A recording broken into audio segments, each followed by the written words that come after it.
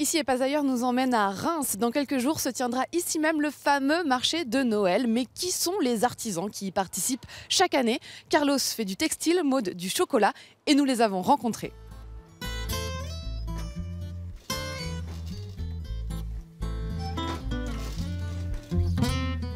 Une pièce de la maison aménagée en atelier.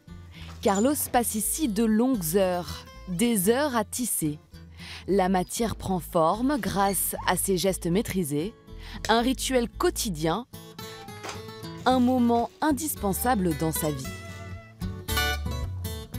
C'est vraiment addictif et pour moi c'est une espèce de méditation. Je ne peux pas passer une semaine sans tisser au filet, je me sens pas bien mentalement. Donc il faut que je file, que je tisse pour que je puisse me sentir bien, quoi.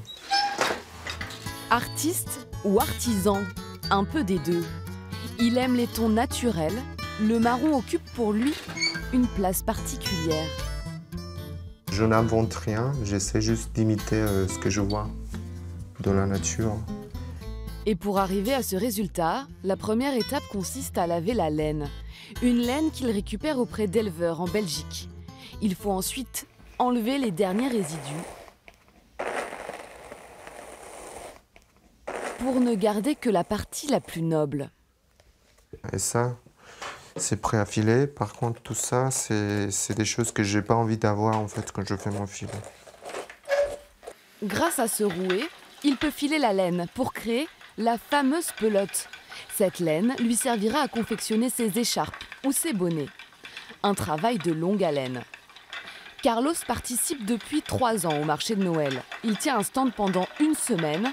Pour lui, c'est surtout un moment d'échange. Pour moi, c'est pas rentable. Je récupère un peu ce que j'ai investi, mais c'est pas vraiment. J'arrive pas à toucher les 1 000 €, quoi. Je pense que le maximum que j'ai touché, c'est 400 pour toute une semaine, quoi. C'est pas le fait de vendre l'écharpe qui me fait plaisir, c'est plutôt voir qu'il y a des gens qui s'intéressent ou des gens qui connaissent. L'art du tissage, une passion que Carlos aime partager. Du textile au chocolat.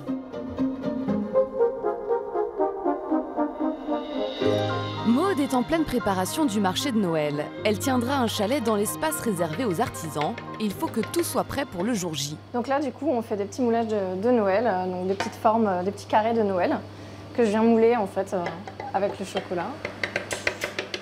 Ce qu'il y a cherché, c'est d'avoir un chocolat qui est bien brillant, lisse.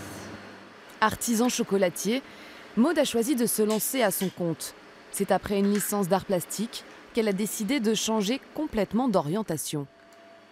Donc un jour, je me suis dit, ça suffit les études supérieures, il faut que je fasse ma passion. Donc j'ai tout arrêté et je me suis lancée pour faire un apprentissage en fait, dans le chocolat. Puis après, j'ai fait quelques années d'expérience à Lille. Et puis après, je suis venue ici à Reims, je suis retournée dans ma ville, à Saint-Brice-Courcelles, pour lancer ma société. Le chocolat, Maud le choisit avec une attention particulière. Elle se fournit notamment en Équateur et en République dominicaine. Un chocolat qu'elle veut bio et issu du commerce équitable. Donc le côté biologique, comme ça, il n'est pas traité, donc, ni sur les arbres, ni après la récolte. Et le côté équitable, comme ça, il y a des règles en fait, de travail pour les gens qui exploitent le chocolat.